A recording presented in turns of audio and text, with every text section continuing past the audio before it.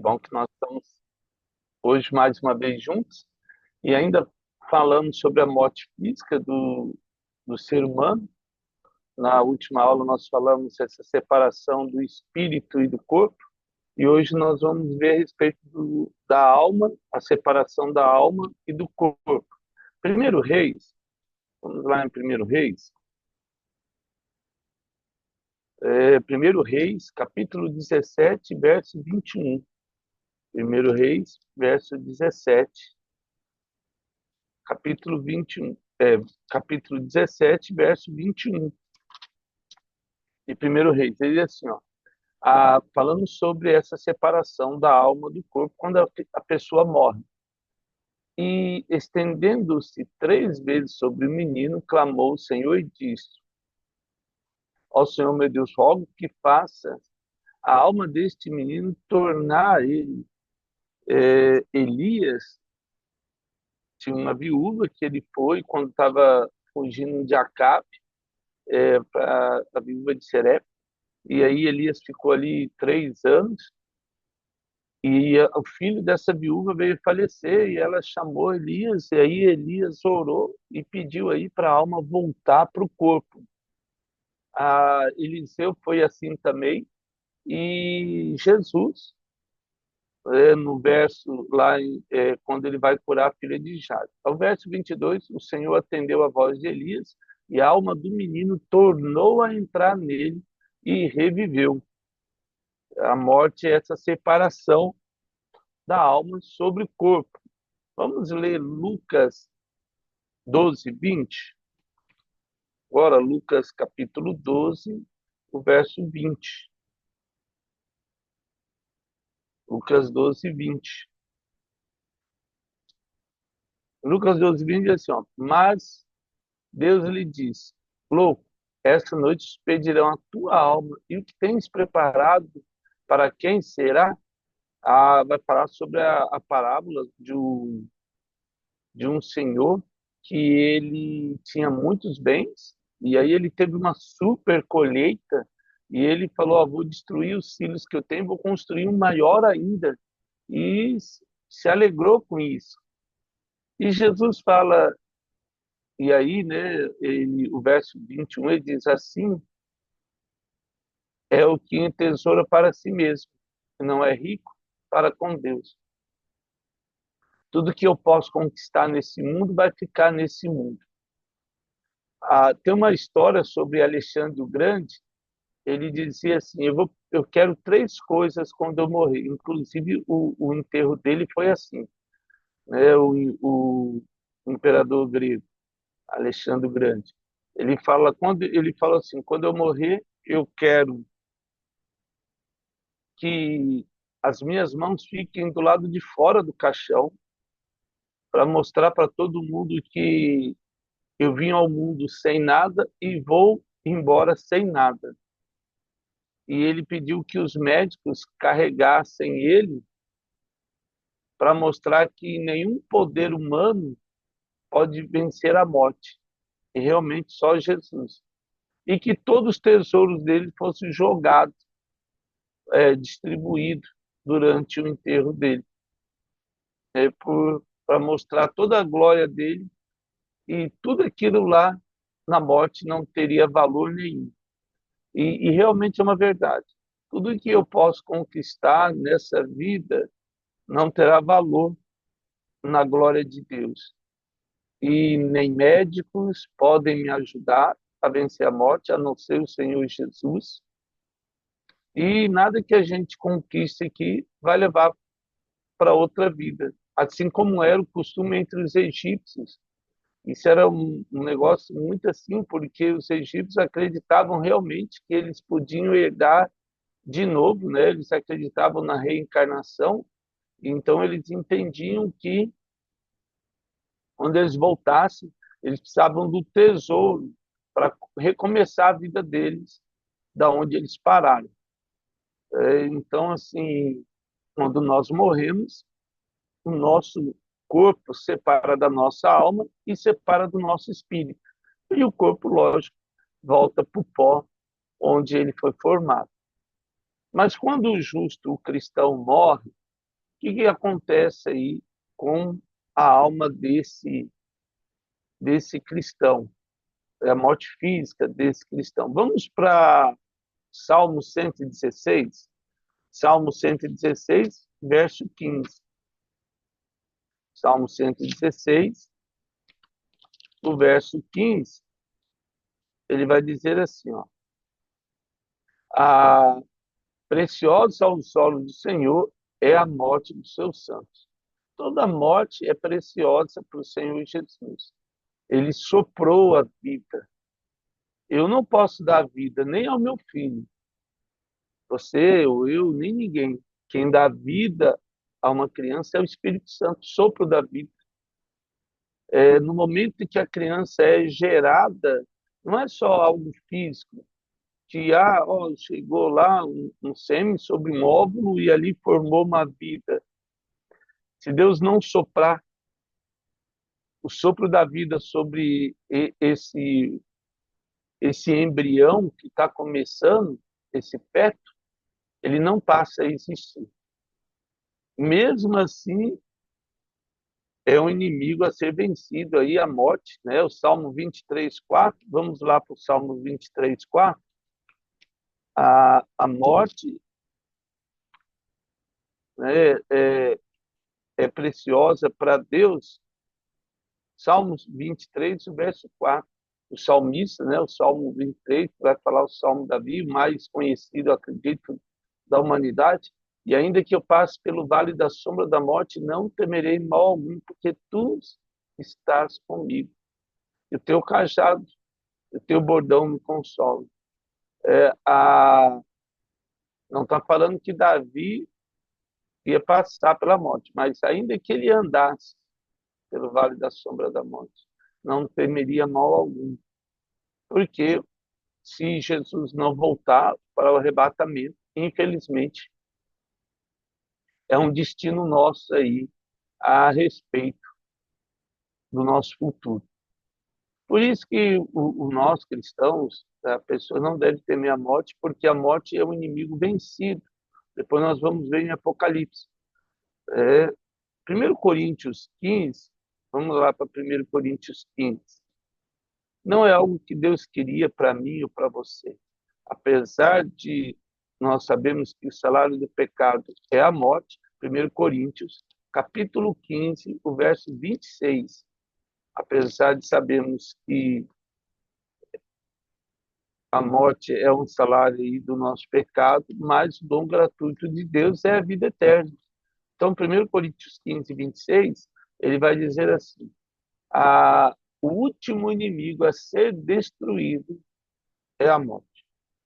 É um inimigo de Deus, porque Deus não me criou ou criou você para morrer. Nós fomos criados para ter a vida eterna. Por isso, desse anseio das pessoas em agarrarem de qualquer jeito a vida. O problema é que essa vida muitas vezes está contaminada pelo pecado. Muitas vezes não, ela está contaminada pelo pecado. Desde Gênesis capítulo 3. Ela está deformada, ela está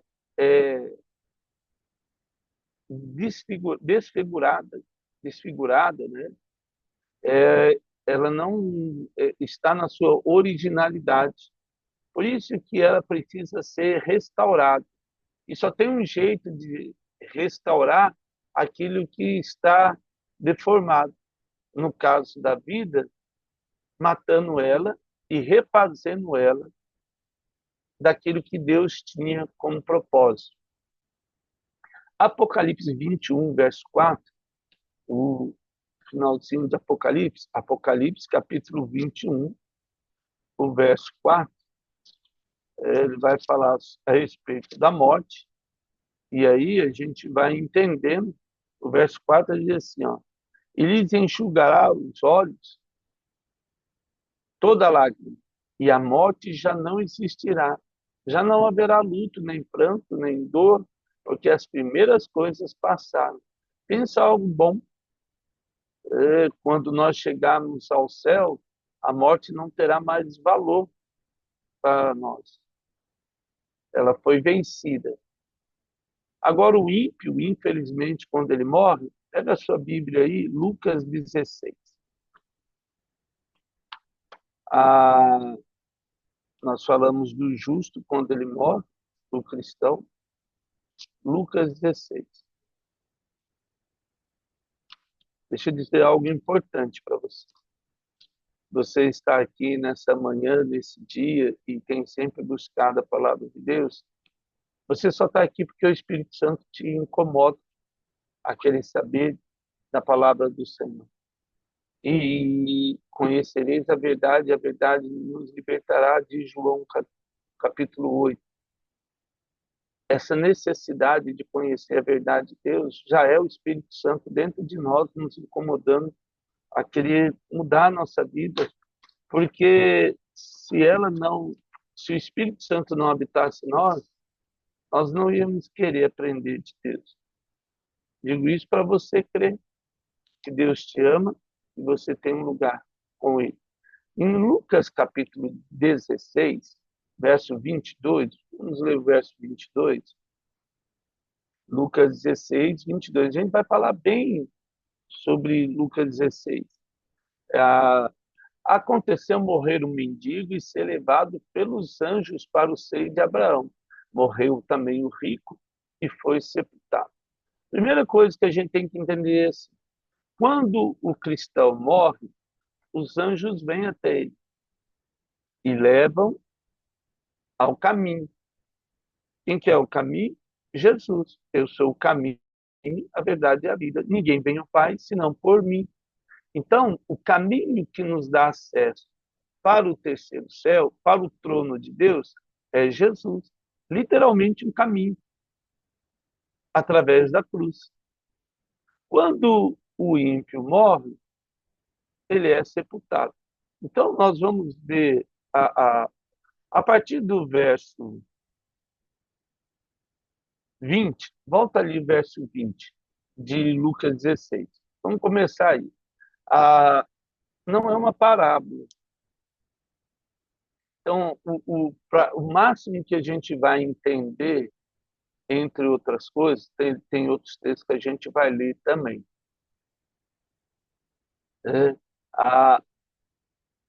Antes da morte é nossa última oportunidade de conhecer Jesus, de ter vida eterna. Depois da morte, não tem mais. Nós vamos ver isso aí com um pouco mais de detalhes agora. Havia certo homem, mendigo. Jesus vai contando aí uma história e alguém achou por bem colocar como uma parábola. Mas tudo bem. Não é porque tem nome próprio. Eu não sou professor de língua portuguesa, mas tem uma parábola com nome próprio, é chamada de parábola. Nenhuma história com nome próprio é chamada de parábola. É chamado Lázaro, coberto de chagas, e jazia à porta daquele. E desejava alimentar das migalhas que caíam da mesa do rico. E até os cães vinham lamber as suas úlceras. Aconteceu morrer o mendigo e ser levado pelos anjos para o seio de Abraão.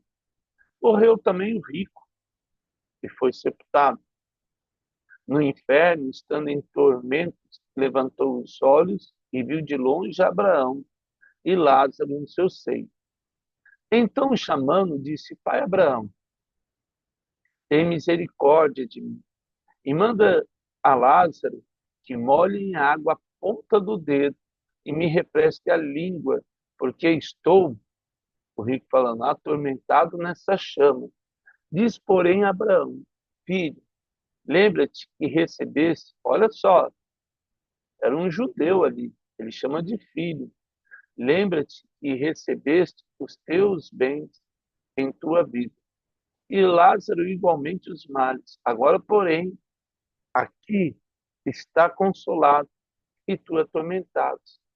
E, além de tudo, está posto um grande abismo entre nós e vós, de sorte que os que querem passar daqui para vós outros não podem, nem os de lá passar para nós.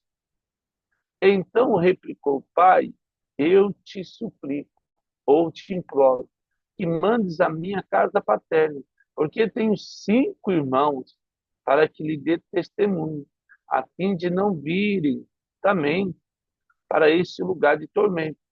Respondeu Abraão: eles têm Moisés e os profetas. Ouçam. Mas ele insistiu: não, pai Abraão. Se alguém dentre os mortos for ter com eles, arrepender-se-ão.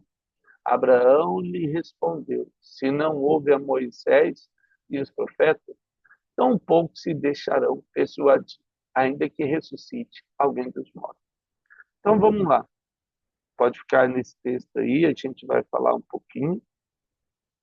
Vou desenhar aqui para você, para nós entendermos como funciona isso. Antigamente, acreditávamos, o inferno, na verdade, quer dizer inferior, é do latim, inferior, inferno. O seio de Abraão ficava no inferno. Vou colocar aqui seio de Abraão.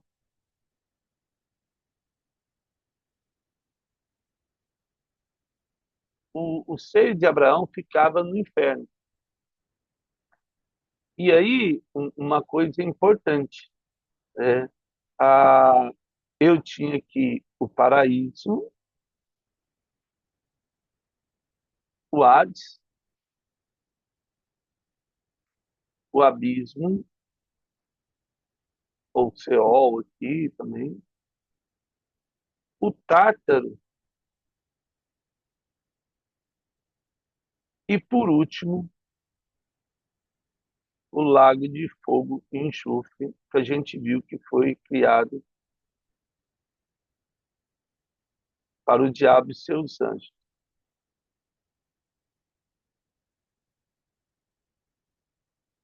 É assim, ó.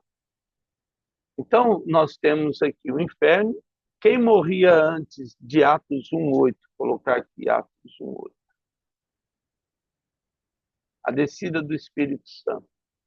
Quem morria antes ia para o inferno.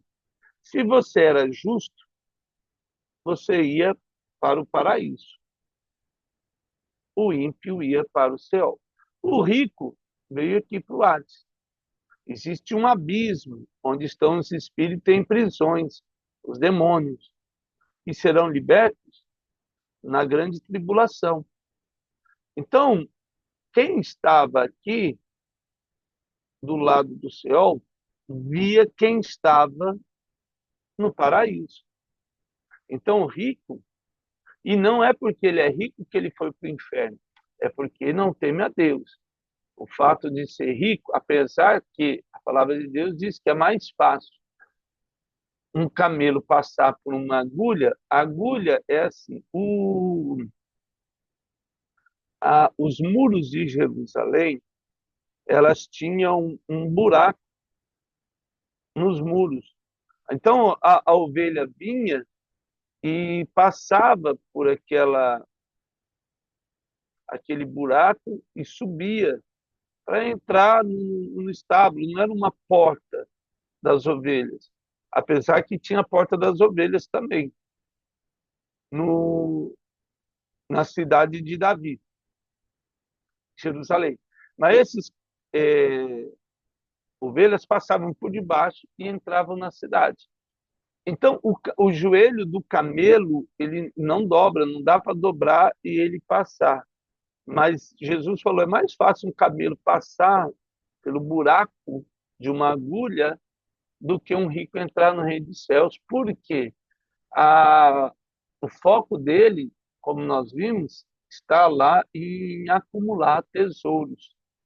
Nós temos hoje bilionários. Tem países que o PIB não chega a 1 trilhão. Então, chegando aí a trilionários esse ano. O PIB, a fortuna hoje as 3 pessoas mais ricas do planeta, ela tem um PIB maior do que 40 países juntos. Lembrando que a ONU considera 193 países, ou seja, ela tem aí um, um quarto, vamos dizer, da riqueza do mundo na mão Um ou dois, três homens no máximo. Pessoas, não estamos falando em nações. As pessoas se incomodam em que ilha comprar. Não estou falando que isso é pecado. A pessoa pode ter tudo que Deus permitir que ela tenha, mas Deus tem um propósito para a nossa prosperidade financeira, porque a prosperidade ela existe em todas as áreas. A prosperidade financeira também tem um propósito. Então vamos lá para Salmo. Deixa aí, quer ver? Só para a gente entender um pouco, então. Então, aí, olha só, que o rico vai falar. Ele vai falar para Abraão, está no paraíso, vai dizer para Abraão: Abraão, pede para Lázaro, né, molhar um dedo. Então, assim, quem está no inferno, ele vê quem está no céu. Quem está no céu, lógico, não vê quem está no inferno, porque é um lugar de tormento. E no céu não há sofrimento. Mas não existe um tormento maior em você saber que tudo isso é uma verdade e a pessoa não ter acreditado em vida. E isso deve ser muito doloroso, assim. Por isso que nosso papel é pregar o amor de Jesus. Alguém que a gente conhece, alguém que a gente tem acesso, e não falar do amor de Jesus, não falar do futuro, é, realmente é muito crueldade.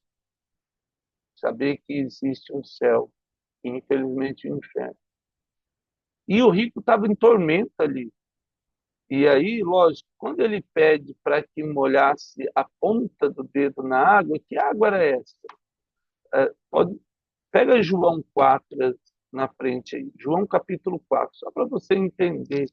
Não é literalmente uma água, apesar que no inferno tudo é complicado. João capítulo 4 vai falar sobre a parábola a história da mulher samaritana. Olha aí. Ah, quando chega o verso 13, Jesus vai falando a respeito da água. O que o rico queria? O verso 13 de João 4. Ele diz assim, ó, afirmou-lhe Jesus, quem beber desta água, a mulher estava pegando uma água do poço, tornará a ter sede. Aquele, porém, que beber da água que eu lhe der, nunca mais terá sede. Pelo contrário, a água que eu lhe der será nele uma fonte a jorrar para a vida eterna. Rios de água viva fluirão. Então, o que o rico queria era essa água. Que água que é? Jesus. Só Jesus pode dar o alívio das nossas almas. Só Jesus pode dar o alívio para o nosso coração. O Salmos 16, verso 10. Pega o Salmos 16, verso 10. Salmos capítulo 16, o verso 10. Ele vai dizer assim, ó, pois não deixará Davi falando, a minha alma na morte, nem permitirá que teu santo veja a corrupção. O povo judeu acreditava exatamente nisso. Quando morriam, eles iam para o inferno. A morte era a separação de Deus com o homem. E aí Davi ele olhava isso e falava, não quero isso para mim. Não permita que a minha alma fique na morte. Ele acreditava que ele só poderia estar com Deus quando viesse o Salvador Jesus. A esperança das pessoas antes da vinda de Jesus é que ele não demorasse, para eles não ficarem. Talvez daí venha a ideia do purgatório, que a pessoa ficava ali sofrendo, sofrendo, até pagar os pecados. Infelizmente, gostaria que fosse verdade isso, mas não é. Se uma vez nós morremos, nós vamos para o céu ou para o inferno já direto. E a gente vai entender por quê. Atos capítulo 2, o verso 27, pega a sua Bíblia aí, Atos 2, verso 27, ó, olha o que diz, até o 31, a gente vai ler Atos 2, o verso 27. Por que não deixarás a minha alma na morte, nem me permitirás, ele citando aí, quem escreveu Atos foi Lucas, que não foi um dos apóstolos de Jesus, mas era discípulo de Jesus. Ele veio depois. Não permitirá que o santo veio junto com Paulo, no mesmo período. Nem permitirás que o teu santo veja corrupção. Fizeste conhecer os caminhos da vida, encher-me a alegria na tua presença. É, e aí ele vai continuar. Irmãos, seja-me permitido dizer-vos claramente a respeito do patriarca Davi, que ele morreu e foi sepultado, e seu túmulo permanece entre nós até hoje. Todo mundo sabe onde é o túmulo de Davi. Sendo, pois, profeta e sabendo que Deus lhe havia jurado, poucos textos falam sobre Davi ser um profeta. Por isso que ele tipifica Jesus, o rei, o servo de Jesus. Davi era um profeta, e sabendo que Deus lhe havia jurado que um dos seus descendentes se assentaria no trono, porventura isto, o apóstolo Paulo falando aí, quando ele estava sendo preso, antes de ir para Roma. Prevendo isto, referiu-se à ressurreição de Cristo, que nem foi deixado à morte, nem o seu corpo experimentou a corrupção ou não tinha pecado, no caso do Senhor Jesus. A este Jesus, Deus ressuscitou, do que todos nós somos testemunhas. Então, até aí, toda vez que a pessoa ela não conhece Jesus, ela morre, ela vai para o inferno. E ali há um lugar de corrupção, há um lugar que está preparado, infelizmente, ali para o diabo, e quem está no inferno vai para o lago de fogo e enxofre. Essa é a morada de Satanás. Ezequiel, capítulo 26 de Ezequiel, vamos lá para Ezequiel 16. 26, Ezequiel 26, o verso 20 de Ezequiel 26, 20. Então farei descer com os que desce a cova, ao povo antigo, e te farei herdar nas mais baixas partes da terra, em lugares desertos antigos, com os que descem a cova, para que não seja habitada. Criarei coisas gloriosas na terra dos viventes. Farei de ti um grande espanto, e já não serás. Quando te buscarem, jamais será achada, diz o Senhor. E aí, Ezequiel 26, verso 20, tá? Ele vai falar, né, a respeito aí de Satanás no caminho aí, a construção do inferno, e é uma coisa, sim, triste, porque ele fala exatamente sobre essa questão, de se perder. Ele vai falar, né, depois você pode ler, de Tiro, a cidade de Tiro, mas aí ele vai falar, nesse momento ele chega e fala sobre o inferno. O verso 19, porque assim diz o Senhor Deus, quando eu te fizer cidade assolada, como as cidades que não se habitam, quando eu fizer vi sobre ti ondas de mar e muitas águas te cobriram. Está falando sobre a multidão, os ímpios que iam destruir Tiro, saber os babilônicos. Então, e aí tem essa questão de segundo Samuel, a respeito que a gente viu sobre o Satanás lá, no meu entender, fugindo da presença do Senhor, então te farei descer com os que descem a cova ao povo antigo, e te farei habitar nas mais baixas partes da terra, em lugares desertos antigos que desce a cova, falando sobre o inferno, um lugar inferior. É, a construção do inferno, esse texto aqui, dá essa questão falando sobre Satanás, Deus expulsando Satanás, fazendo ele habitar nas profundezas da terra. E não que se você for no centro da terra, o inferno vai estar lá, mas é um lugar inferior. Lembra que Satanás queria estar no lugar mais alto do trono de Deus? Então Deus colocou ele no lugar mais inferior, para baixo, não para cima. Esse negócio ficou pior do que já estava, né? Então, a Ezequiel vai trazer isso aí. Ainda Ezequiel 31, verso 7, vamos só terminar com Ezequiel 31, verso 7, 17. Ezequiel 31, verso 17. Ezequiel vai falar muito a respeito dessas questões de julgamento. No capítulo 37 de Ezequiel, e aí ele vai falar sobre a restauração sobre Israel. O verso 17 de Ezequiel, também essas com eles passarão para o além, a juntar-se aos que foram traspassados à espada, sim, os que foram seu braço e que estavam sentados à sombra no meio das nações.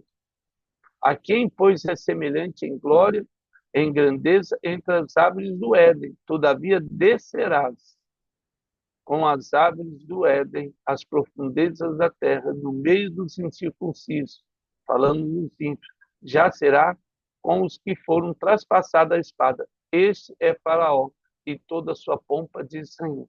Então ele está falando do julgamento daqueles que são ímpios e, infelizmente, não encontraram ao Senhor Jesus. O capítulo 32 ainda de Ezequiel, verso 18, capítulo 32 de Ezequiel, depois você pode ler o livro de Ezequiel, ele vai falar muito sobre, volta e meia ele mistura um reino como a questão de Satanás. O capítulo 32, verso 18 e 21, ele vai dizer, filho do homem, planteia sobre a multidão do Egito, faz descer ela as filhas das nações formosas, as profundezas da terra, juntamente com os que descem a cova.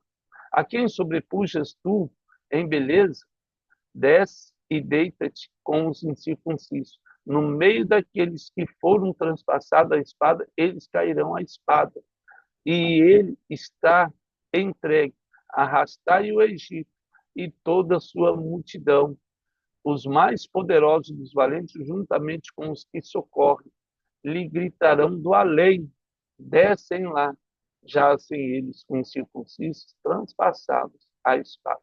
Uma vez morto, sem Jesus, o destino final é o inferno. Graças a Deus que nós, em nome de Jesus, estaremos na glória eterna com o Senhor Jesus. Isso não é mérito nosso, mas mérito do Senhor. Amanhã nós vamos continuar daqui, vamos falar ainda, tem bastante coisa para falar sobre a questão do inferno, para a gente entender, mas qualquer dúvida você manda ali no grupo e a gente vai tentar responder. Amém? Obrigado pela presença de todos aqui, que tenham um dia muito abençoado no Senhor Jesus, que nós possamos experimentar nada do que tudo aquilo que Deus tem para nós nesse dia. Que Deus nos abençoe de uma maneira muito especial. Amém? Deus abençoe, amado.